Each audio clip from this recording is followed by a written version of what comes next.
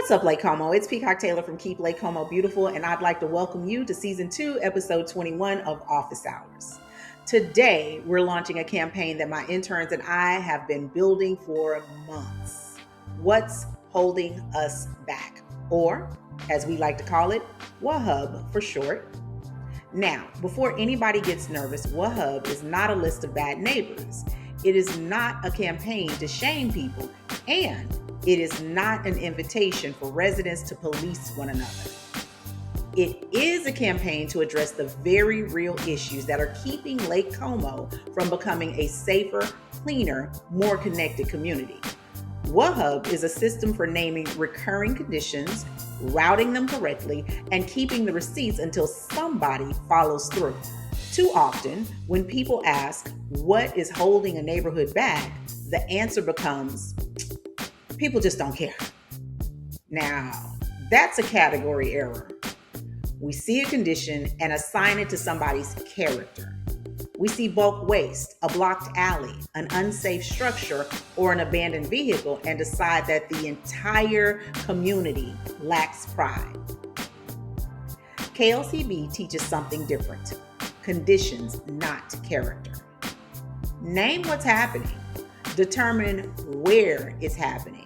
Understand which rule or public system applies. Route it to the correct place. Save the service request number. Then follow through. But routing something to the city is not always the first or the only available response. When it's safe and appropriate, there may be room for a neighbor touch, a respectful reminder, the correct pickup date, helpful information, or a connection to an available resource. A neighbor touch does not mean confronting someone, entering private property, or putting yourself at risk. Sometimes the right route is information or assistance. Other times, it's a city service request. Sometimes it's both. WHUB helps us make both lanes visible, assistance and accountability. That is the difference between complaining about a condition and building resident power. Residents already know what they see. They know when a vehicle has not moved in months. They know when an alley is blocked. They know when bulk waste appeared too early or stayed too long.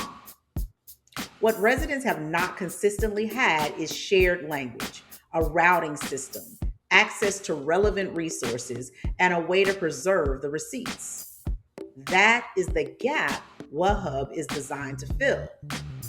We've identified 17 recurring conditions, from bulk waste and illegal dumping to parking, stored vehicles, unsafe fences, blocked alleys, address visibility, open structures, and unauthorized business activity.